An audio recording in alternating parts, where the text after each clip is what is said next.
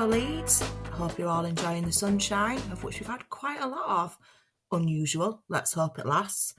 This week's guest is Luke Dickson. He is the co-creative director of the Alive and Kicking Theatre Company, and he's also performing in the Damned United by Red Ladder Theatre Company, which is at Leeds Playhouse from the 10th to the 12th of June.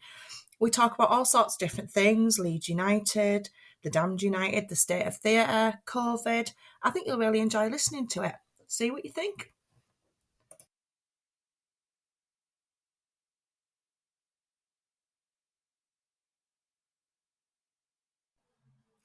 On this coronavirus extraordinary episode of Light on Leeds, I have Luke Dickson, who's remotely connected. Hello, Luke. Hi, Hazel. How you doing? You all right? I'm all right, thank you. How are you? Yes, not too bad. Not too bad, thank you. Good. So, Luke, you are an actor. How did you get involved in that? It's going back a fair few years now. I mean, in terms of wanting to become an actor, I've wanted to be an actor since I was probably about 10 or 12 years old. I'm now 46, so that gives you an idea of how long it's been. And my mum sent me off to acting classes after school and at a weekend and that kind of thing. And I got involved in all sorts of projects from that. And then rather than go on to do A-levels, I went to Park Lane College, as it was known back then. It's now Leeds City College. And I did BTEC in Performing Arts. I went to university. And so it went on. So I kind of specialised fairly early, I suppose you would say.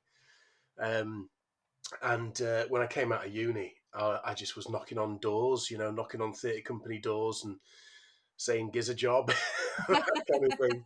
But then that takes time to sort of build up that reputation, and it took a while, to be honest. I was a jobbing actor and doing things like cleaning people's houses and stuff to rub along, as it were, for quite a few years, really. And then the people who started to answer the doors were largely theatre and education companies. Which of course you get a lot of flack for, because whenever you say that to anybody, they usually say they go, "Oh yeah, legs akimbo, is it?" and all that kind of stuff, which is very funny and a joke I've heard many times. But actually, they were the people who were giving me employment, and I started to really sort of hone that craft. Meanwhile, I was getting other acting work wherever I could in and amongst that. But yeah, that's kind of where I plough most of my trade, really, is in schools or community venues, places like that. So that makes up the bulk of my work, and then anything else that comes along is a bonus. And so, when you talk about schools and theatre, is that where your Alive and Kicking Theatre Company is focused? Yeah, that's right.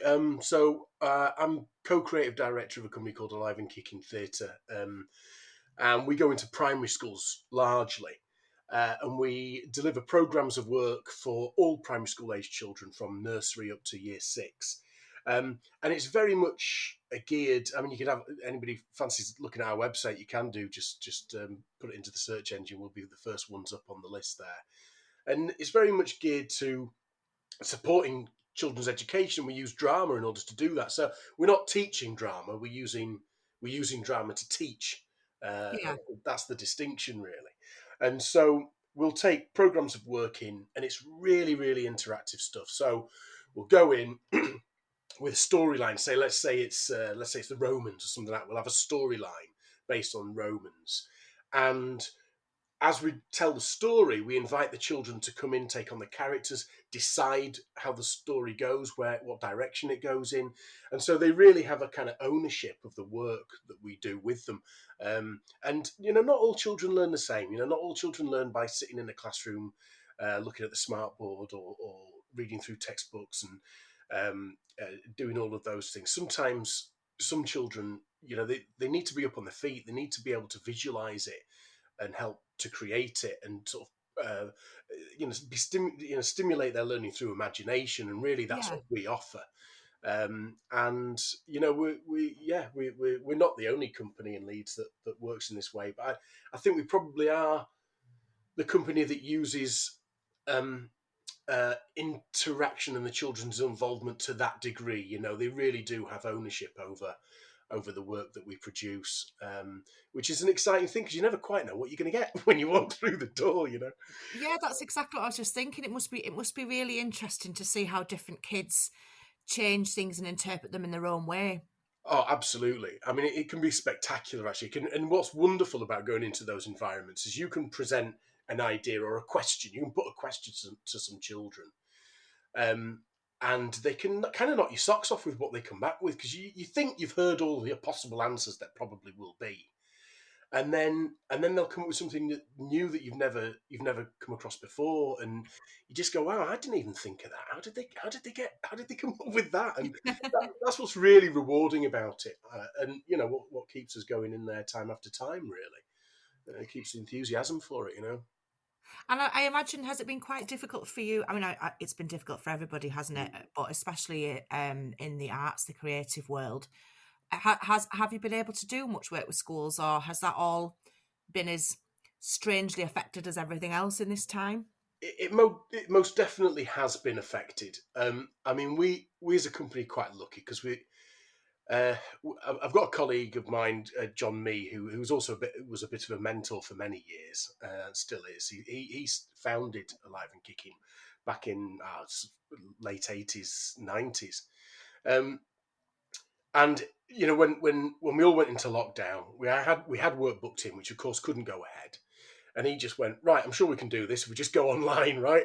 So he then started contacting friends and neighbours and people who might want to have a go at taking some of our work onto Zoom. So, like everyone else in the world, we all learned how to use Zoom and Yeah, Skype and all those things very, very quickly, Teams and all these things.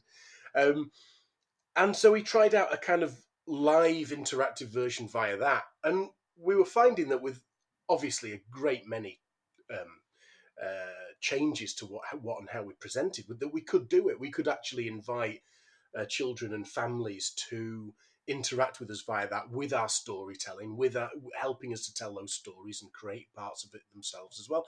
And I think in the first summer term, actually, I think we ended up between us. We ended up delivering something around 30 workshops online. A lot of them going into primary schools with key stage worker children. So there were teams of sort of like anything between 6 and 12 children in a class, and we were delivering workshops to them, and that kind of really continued. Um, yeah, yeah. So, and there were other things like we had some funding to do a Windrush project, and one of our patrons is Trish Cook, who's a novelist. She's from Dominica, and she'd written a Windrush project script for us, which we were supposed to take live into schools. Um, and we got this great teacher who also does some acting called Angela Serendo, who is also from Dominica originally, and we just turned it. Trish turned it into a film script, and we got a great film producer to work with us, and called John Coombs, and we ended up sort of making this film over the course of 3 weeks, absolutely learning everything from scratch, and filming ourselves at home. So me and Angela and John Coombs started to put this film together. So it's a 20-minute Windrush film that people can buy for their schools off of us, and yeah, and this was all without having even met Angela. We did auditions online, we filmed it all online. Towards the end of the filming, I met her for the first time in person because I had to take the green screen over to her flat, and so we met outside and exchanged this green screen. We've been working for 3 months together, but hadn't actually met in person, so that was a bit weird. But no, we just worked really hard to try and get things up and running and get moving. And it's sort of worked out for us. There've been ups and downs within that, obviously, as they have for everybody. And there've been gaps where we've gone, oh no, we haven't got any bookings for now. What we're going to do? But it's all come good in the end. So can't complain really. Can't complain. and I bet you're really looking forward to getting back to schools in real life, are you? Well, we are. In fact, we've been in already. We've been into a couple already. Excellent. Being very COVID safe, as you would imagine. But Yeah. we worked in Clapgate Primary out in Middleton, which we work with a lot.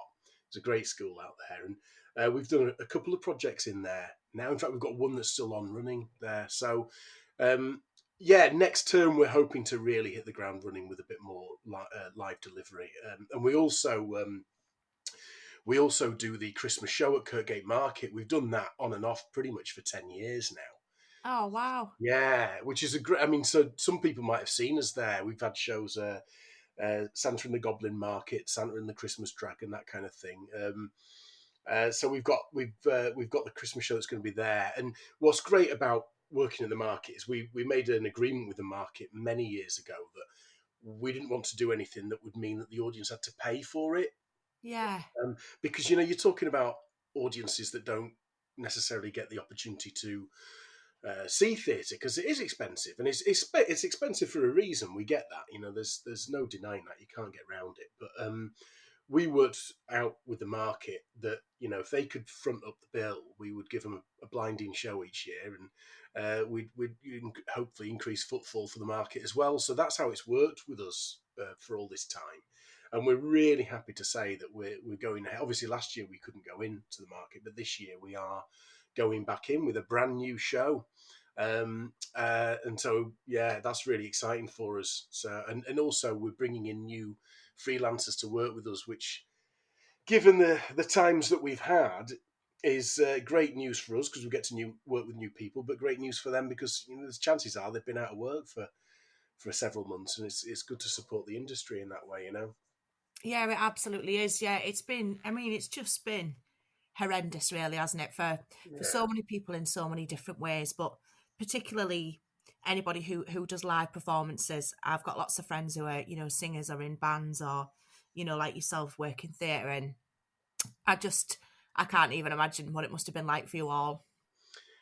It's been it's been right. I mean, like I say, I think I class myself as being quite lucky as part of it because we did kind of plough on. But yeah, just like you, Hazel, I've got friends who've been in the industry who have really struggled, and you'll see them kind of putting shout outs. Anybody got any work and that kind of thing, Hmm. and so we've tried along the way to offer that work as and where we could.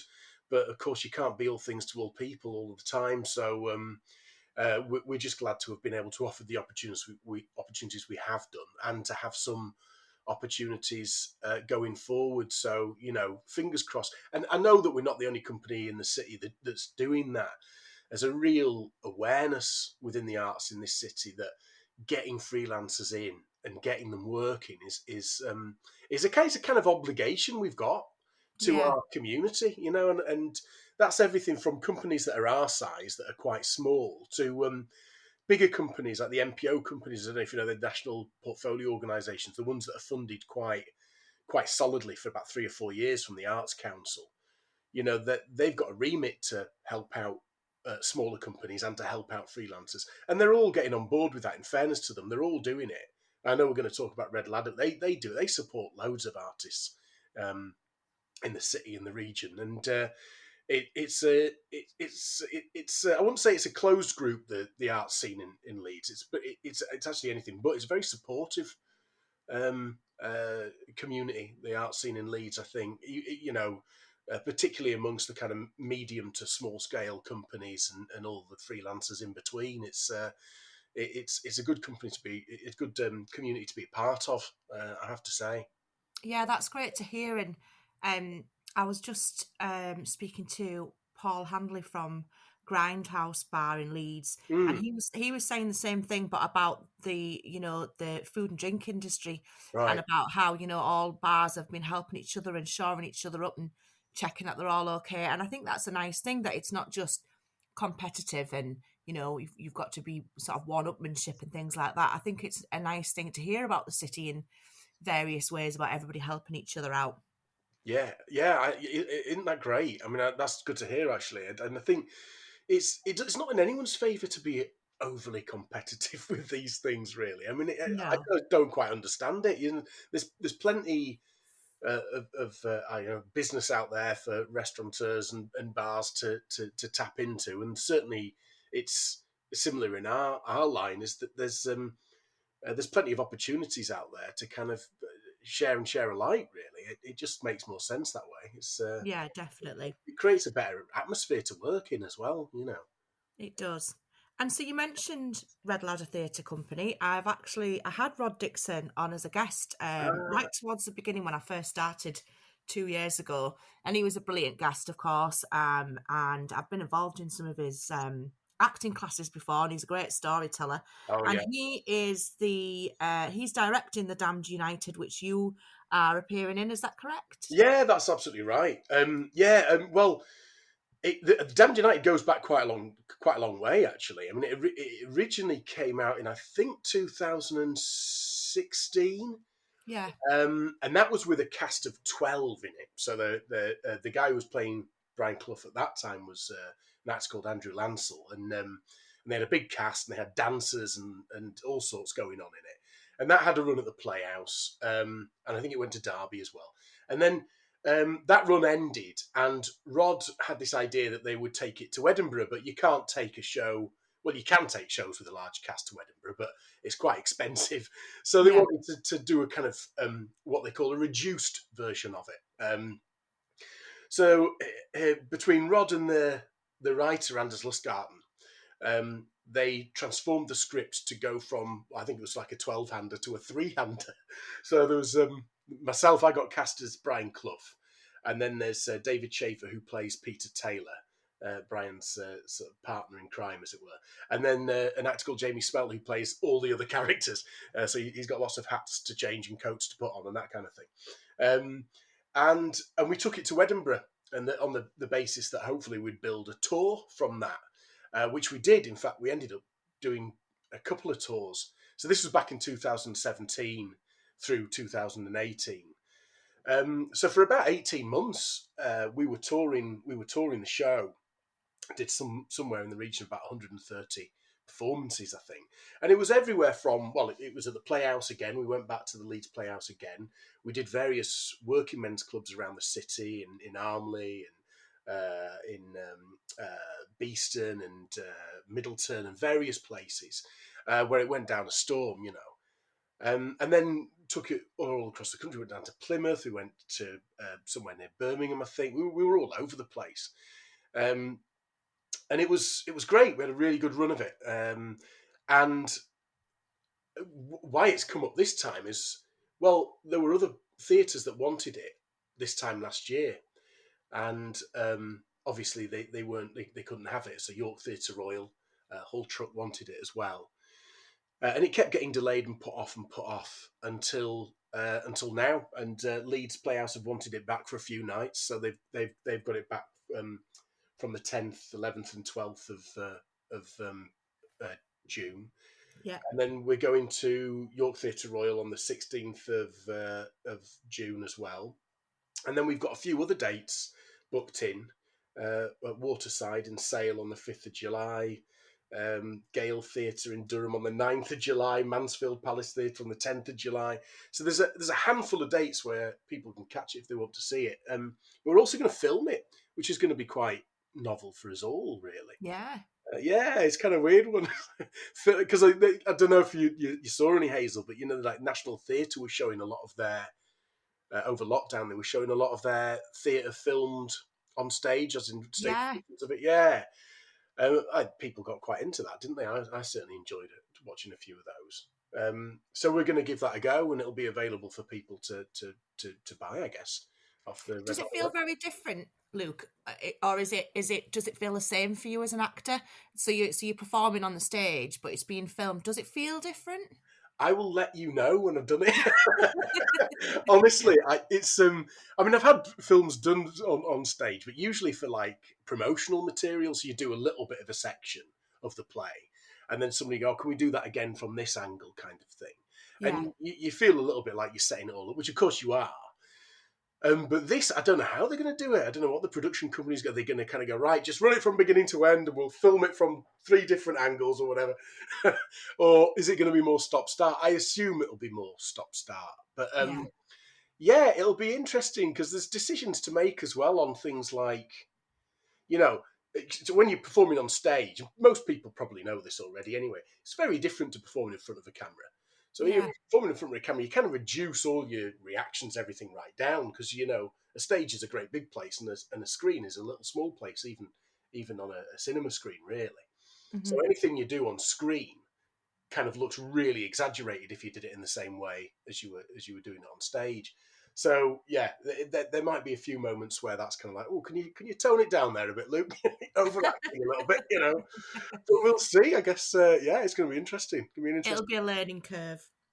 It most certainly will be a learning curve. Yeah. No. And for anybody who doesn't know about the story of the Damned United, can you tell me a little bit about it? Yeah, absolutely. So this is a story of Brian Clough, who I'm sure most people, even if you're not a football fan, have probably heard of.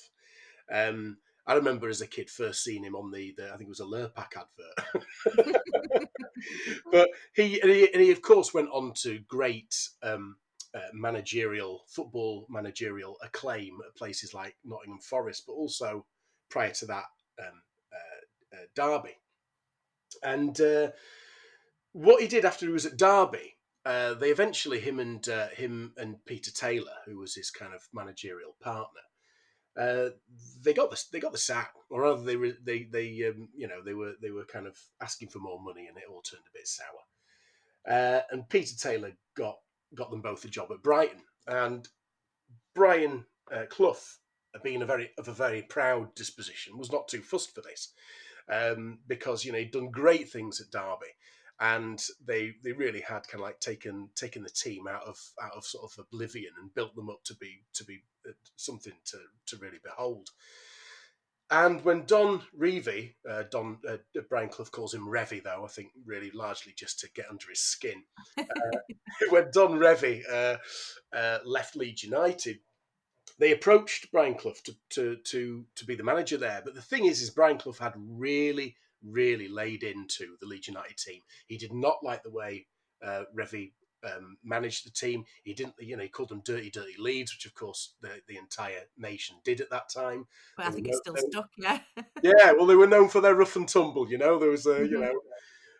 people would often come away with a few bruises and black eyes and sore bones once they'd had a game with Leeds United. So yeah, so the story, the Damned United, tracks his time not just at Leeds, and he was only there for 44 days. He was only there for 44 days Wow. before he was fired. because the team went from being league champions one season, and then when he took over, boy, did they plummet. And it's a really fascinating story because you're talking about what was one of the best teams in the world at that time, suddenly just sinking into beyond recognition, really. And of course, Clough was blaming the chairman and the directors and the team, and everyone else in the team at Leeds United was looking to blame Brian Clough. Yeah. So it was a pretty torrid time for him. It was a hell of a 44 days, and he was very much on his own. Peter Taylor wasn't with him at that time. They'd kind of fallen out in quite a big way. So the story tracks his decline into, well, I would say some pretty poor mental health, really. Now, Yeah. whether that's true that he did go through that or not, I'm sure it wasn't a pleasant time. Is for kind of biographers and historians to discern. But what David Peace did with his original novel of the Damned United was, and I think this is a great description actually. When people were complaining about how Brian Clough or even certain of the players had been depicted in the book, he said, "Well, look, this isn't a photograph. I'm not creating the absolute truth of what this is. This is a portrait of what might have gone on, and Of course. it's I think it's let me just, I don't know if I've got this right here, but I think he called it a faction or something like that, like a cross between fact and fiction. So based Yeah. on fact with a whole load of fiction mixed in, and anyone who's read the book will know that it's a piece of poetry really, and it's so beautifully written, quite challengingly written. It's not an easy read. But it certainly paints the picture of this man who had been right up there at the top of the pile and is then, left with this club that he just doesn't know how to manage. He doesn't know how to get the best out of them, because they'd already been league champions, and his arrogance obviously plays a part in that. And I suspect that probably was true in real life. Yeah. So for me as an actor, it was fantastic just trying to get under the skin of, what he might have gone through over those 44 days. Because Yeah. I support Leeds and I am a Leeds fan, but I wouldn't call myself a big football fan generally. I kind of loosely follow Leeds and I listen to it on the radio from time to time, but that was kind of my advantage playing the part because I think people who are Leeds United fans or any kind of football fan, they all have an opinion on Brian Clough. You know, they've all, Yeah. no matter what club you support, you've got an opinion on who Brian Clough is and what he was. And you either love him or you hate him. You know, if you're from Nottingham Forest or Derby, they love him. If you're from any other club, you know, it might be mixed. But from Leeds, if you're from Leeds, you hate him. it's that simple. But for me, not being a massive super football fan, I had a bit of an advantage because I just read a couple of the biographies, and the stuff that really intrigued me about him was his younger years, growing up. Yeah. So I kind of get more of a sense of who he was as a man, not as a football manager, Right. and where all of that sort of arrogance and where those kind of sharp, sometimes really very hurtful things that he used to say to people came from. Yeah. And it's fascinating. You know, there are things from his childhood that are like his brother, the thing that used to mock him for not passing his 11 plus, and that really got to him. You know, that kind of thing really messed with his head, from what I can Yeah. discern from my reading. And he still would talk about this in interviews later on in life. So it really created a big chip on his shoulders. A lot of pride came from the fact that, well, I don't need levels. I've got me trophies. You know, I've got they're my qualifications. Is the kind of thing he used to say. So yeah, so he carried a lot of that those chips on his shoulder, I think, really. But so it's quite interesting to see where the character kind of developed from there, and I was kind of developing him through the rehearsal process. But it was great fun. Yeah, I can imagine, because I mean, otherwise you could be playing somebody who, you know, you're only playing sort of one facet of their personality that, you know, that's on the page. But Yeah, it must be quite interesting for you as an actor to do your own research, and even if those things aren't coming out on the page or in the play, you know, you're aware of them when you're portraying him. absolutely, and you know the joy of that actually is because of David Peace's novel and the utterly brilliant job that Anders Lustgarten did with the script. Actually, a lot of it is on the page, and that's what's so that's a bit of a gift as an actor because you can take these lines and see that there's the poetry that's within them, and really embed some of that sort of like that psychosis that you can kind of create around the character into those lines. So yes, there's a really good raw material to work with there. It's worth pointing out that it's very much a play based on the book, not the film. Right. The film, uh, I've never seen it. I've never watched it actually, because when I took up the part, I thought, oh, no, I don't want to watch the film. I want to kind of make sure that I'm doing something that's just coming from me, really. Yeah. I don't want to be kind of trying to mimic anything that, not that I ever could, of course, that Michael Sheen's doing, but certainly in terms of just not wanting to influence it and just start from my own scratch, as it were. That was a conscious decision, and I haven't seen it since. And I'm kind of glad of that, given that we've done Yeah. this other run of it. Yeah, To be able to do it your way. yeah, absolutely. Did you see any of the little shots that Michael Sheen did with David Tennant during Yes, I COVID? did. I think I watched the first series. I think of it. Oh, Lots of fun. Yeah, really good. They must have had a scream doing that. they really must have done. Yeah. And I really love that in, you know, in many ways they're both unlikable, and I think it's great that they portray that.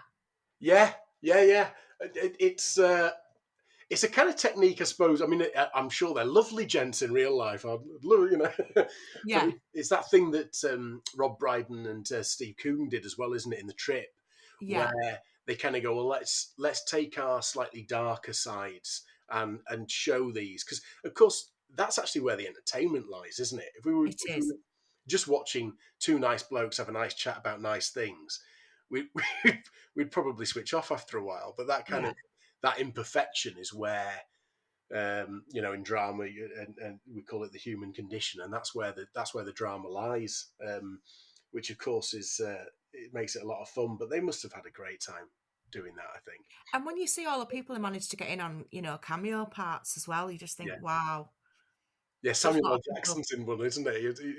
I think as well. Like Samuel L. Mhm. Jackson rocks up. It's Yeah, great. so funny. And So yeah. Luke, you've obviously lived in Leeds for a long time. Yes, indeed. That means that you are qualified to answer the 3 questions that I ask every guest. Oh, yeah, right. Yeah, okay. And you've already said you've tortured yourself over these I questions. have, I really have. So the first one is, what would you say is great about the city of Leeds? Okay, so I mean, like without drawing up a list where we would literally be here for about the next 42 minutes. I think what's great about Leeds is it's a very diverse city in a lot of ways. It's got people from all over the world here. It's got you can yes, and you see that reflected in, for example, we talked a bit about restaurants and places like you see that in those restaurants or takeaways that you can get around the city. Anything from Caribbean, Italian, Polish, to anything you want is kind of here. Yeah, But also just, and I work around a lot of the city. Obviously, work in primary schools, you get to see a lot of these places. Is that just the cultures that exist here? Just something to really be proud of, I think. yeah, Um, and it's got a lot going for it in that respect as a city because I don't know, Leeds always gets sort of I don't know whether it's bypassed but when people talk about big cities in the north, they always go kind of Manchester or Sheffield and Leeds, although it is mentioned. But I actually think that's its bonus really because it's like Leeds has almost got you can forge your own identity within Leeds wherever you want it to be. Manchester has got it's a Manchester identity, and Sheffield's got its steel identity, and Liverpool's got its identity. But Leeds is a bit more. It's been one of those cities that's never really pigeonholed itself, if you know what I mean. Does that make I any do. sense? I mean, yeah. So Yeah, it feels like there's always potential in Leeds, and I think you see that in recent years with for example, with restaurants and stuff like that. Just to pick those, you see that as well in the arts with venues and theatre companies getting seeing the potential to kind of create and build themselves from nothing. So you look at Slung Low, for example, out in Holbeck and what they've done mhm, in the last sort of five plus years, and it's like it always feels like there's potential in it, and I think that comes from the richness of it's kind of there's a diversity in culture, which means there's a kind of diversity in range of what the city can potentially be. I kind of see it as one of the cities where it hasn't quite decided what it wants to be yet as a city, and I think that's fantastic.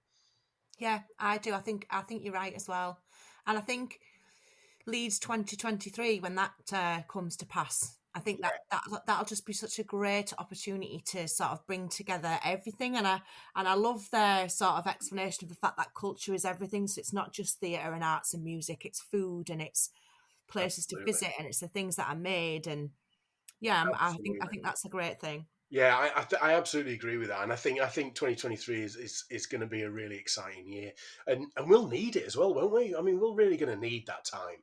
Definitely, Hopefully, all of this will be much further behind us, and yeah, it's certainly we as a company have been in touch with the 2023 uh, people at the commission there, and we're sort of talking about what we want to do and working in collaboration with lots of other people. But you're so right about uh, other aspects of it, and it'd be great to see what collaborations are made out of those relationships. For how will the arts interact with the food side of things and with yeah, retail side of things and all of those other things that are going on. I think it'll be fascinating. There'll be a lot to take in, I reckon. Yeah. definitely very exciting, and it's definitely something to look forward to. Mm. And if you had to choose something that is not so great about the city, what would you choose? Oh God, Hayes. Right. Okay. So I'm going to sound like such a curmudgeon here, which even using that word makes me sound like a curmudgeon. Right. And an in the moment thing. And I have had to travel around the city for various things, but I just don't understand why there are so many roadworks in Leeds at the moment. It seems like every single road you go down, there's some high vis jackets down there, and 3 lanes are cut off, and it just adds 40 minutes to every journey, which can't be good for the environment. And it's like, look, they've had 10 months, however long, 14 months to do all this stuff. Well, the roads were reasonably quiet. Now it Yeah, seems like they're opening up. Every road in Leeds is shut down, or they have done work during that time, and you no longer can take a left there where you used to be able to take a left. It's now a one-way street or whatever. it's. I've got to be honest, it's doing my head in. I so agree with you. Last night I went to go and see Decades at the Playhouse, Oh yeah, how was and that? it was amazing. But it didn't start until 7:30. I was supposed to be meeting somebody at 7. I live in Beeston. Normally the buses come every 5 minutes. For some reason, I got to the bus stop and it was going to take 18 minutes. But that 18 minutes lasted a lot longer. Oh, I didn't get into the Playhouse until 12 minutes past 7. I've been stood oh waiting since 6:30. no, it's So just it wasn't just all the interminable roadworks, of which there are many at the moment on Dewsbury Road. It yeah, was also the buses, and 2 came past not in service. yeah, And just today on Twitter, Geraldine from Lawn Network tagged me in a tweet from the Tracy Brabin yeah, saying, yeah. let's get transport sorted out in Leeds. And she'd said to me, because she listens to the podcast a lot, and honestly, the majority of my not so great about Leeds is to do with transport and traffic. And Well, um, I'm very yeah, sorry not to be original, but it really is something that does need sorting. no, do you know? I think it's absolutely fine that it comes up so much because it goes to Yeah, show that it's just such a huge problem and affects so many people. yeah, I think it is, and especially when you've got a city, and as we've been talking about, what's good about the city, you need to get access to it. But I mean, I live in Bramley, and sometimes I just think, oh, you know what, never mind this. And I'm very lucky. I've got the canal what runs down near the bottom of my road, so I just get on there, and it's an hour in. Sometimes that's quicker than getting the bus. Yeah, Just walk yeah, in. we definitely need to get that aspect of Leeds sorted out. Yeah, yeah, for sure, for sure. And if somebody was a long-term resident of Leeds, would you be able to tell them about something that you would consider to be a hidden gem that they might never have heard of? Oh my goodness. I mean, this one really played me, Hayes. I can tell you. I've been through everything and thought, no, everyone's going to know about that. Everyone's going to know about that. Everyone's going to know about that. I think that we've all probably spent the last year discovering plenty of hidden gems, haven't we? In terms of Yeah, exploring our neighbourhoods and our various parks and little back roads and all that kind of thing. So the hidden gem one has really sort of flummoxed me a little bit. I mean, it's it, yeah, in terms of kind of getting to a green space and things like that. Up until only a couple of years ago, and this is me having lived in North and West Leeds pretty much all my life, I'd never happened across the Kirkstall Nature Reserve down. oh, But you go, I'd never. It was only about 2-3 years ago that I stumbled across it. So there's that's near Goals down off Kirkstall Road, sorry. And also, anybody who's not been to Rodley Nature Reserve yet, you really must get there. That's open a couple of times a week. That's worth a see if you like nature and whatnot. But and not that I am a vegan in any way, shape, or form. But near us in Kirkstall, there's a junk food vegan bar. Since we're talking about wow. food, called Mogs. I don't know if you've heard of I Mogs. think I have heard of it. Yeah, well, that's obviously, in terms of supporting our local businesses and independent businesses, it's always good to kind of look out for these places, dig them up, and spend some money in them, isn't it? Yeah. But we've been 1 or 2 times, and for vegan junk food, I'll say it's not half bad. So that's one for you vegans out there. If you've not found Mogs yet, then get down to Kirkstall. It's just up from Kirkstall Leisure Centre. Um, so that's where. So there's all sorts. But I think if I can kind of encapsulate both the questions, both the kind of hidden gems and the what's great about Leeds thing. I think what's wonderful about Leeds is the geography is of it is such that as long as there aren't any roadworks getting in your way, that you can be 20 minutes in most directions and be out into some pretty bloody lovely countryside. Yeah. You go north, you're going out towards Otley and out there, and then a bit further on, you get out into the Yorkshire Dales. You go south, you go out towards Wakefield and around the Sculpture Park and those sorts of places, and down further down towards sort of South Yorkshire, Penistone, those sort of areas, and we really do have some cracking countryside that's so easy for a day out, and I think that's a real bonus of the city is that if you can say it, it's easy to escape from. But I think now more than ever, we kind of need the opportunity and the ability to kind of go, oh, let's just nip out and get some really lovely countryside. Let's get to Otley Shevin or Ilkley Moor or wherever. And I think that's a huge benefit that the city has, and a not so hidden gem perhaps, but certainly one that we should all take advantage of. Especially these times of our looking out for our mental health and so forth. Yeah, yeah, I completely agree. And it feels like as well that each little part of Leeds has its own special green spaces. I mean, even me living in Beeston, I've only got to walk across Dewsbury Road and I'm in Middleton Woods, which is Yeah, unbelievably yeah. beautiful. And I live right near Crossflats Park as well. So thank you to all the Victorians who realise that in built-up areas we need nice places to go and walk. Yeah, absolutely. Absolutely. Yeah, Middleton Park's great, isn't it? It's a really fantastic place Yeah, it really is. to go. That's superb part there as well. No, we are spoilt for park. I mean, I heard tell. I don't know if this is true, but I heard tell that it might be just one of those Leeds myths, but that Leeds has got more parks than any other city in Europe or something like that. Oh, I'll have to look that up and see. Yeah, it might just be me romanticising about it there, but if so, I'm not going to make any apologies. I'm sure it's true, and we'll think it anyway. Of course it is. Yeah, exactly. So, thank you so much for coming along to talk to me today, Luke. What will you be doing with the rest of your day? I'm going to be. Do you know what? I'm going to be refreshing my lines on the Damned United, and I'm not kidding. That's exactly what I've got planned for the rest of the day. Yeah, so I'm ready for rehearsals next week. Oh, lovely. Well, what I'll do is in the podcast notes, I'll put lots of links that people can click through and they can read about your Alive and Kicking Theatre Company and look at when the Damned United and where it's playing so that they can get along and see you. That'd be fantastic. And they have at the Leeds Playhouse, they have had to put on an extra date on the 12th because the 10th and 11th are pretty much sold out. So wow. If you want to see it at the Playhouse, get yourselves down there. It'd be lovely to see you. Yeah, well, best of luck with everything. And one of these days we might actually meet up in real life. That'd be great. I look forward to it, Hazel. Thank you. Thank you. Bye-bye. Bye now. It was fabulous chatting to Luke Dickson. Great to hear about his theatre company and about his role in the Damned United. There will be lots of links in the podcast notes so that you can book your own performance. I know that they're filming it soon, and so you'll be able to watch it from the comfort of your own home. That's something to look out for. I put a call out for Leeds musicians to send me their tracks to feature on the podcast, and Priest of Beards sent me this track, This Life Is Killing Me. Priest of Beards describe themselves as a bit of Teed, Hot Chip and LCD sound system, which I think rings true. Have a listen and see what you think.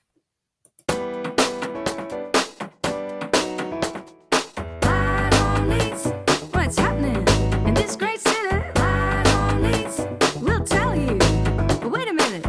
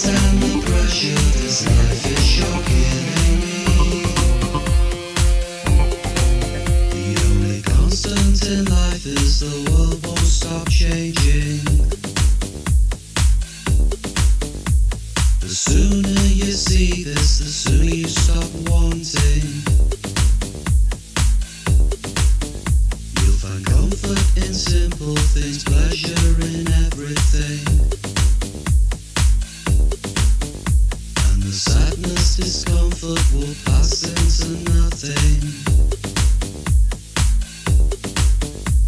I can't stand the pressure this life is shocking me.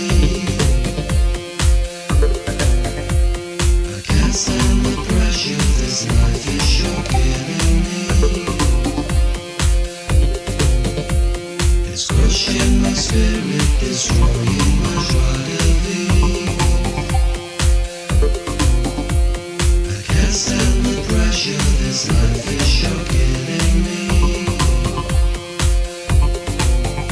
When you sleep at night, don't dream about me. 'Cause I don't think it's cool that you take that liberty. And my disguise won't shift, although the sky will lift for me. It's the schadenfreude that I choose to avoid. I can't stand the pressure this life is shocking me. I can't stand the pressure this life is shocking me. It's crushing my spirit, destroying my joie de vivre. I can't stand the pressure this life is shocking me. I can't stand the pressure this life is shocking me. I can't stand the pressure this life is shocking.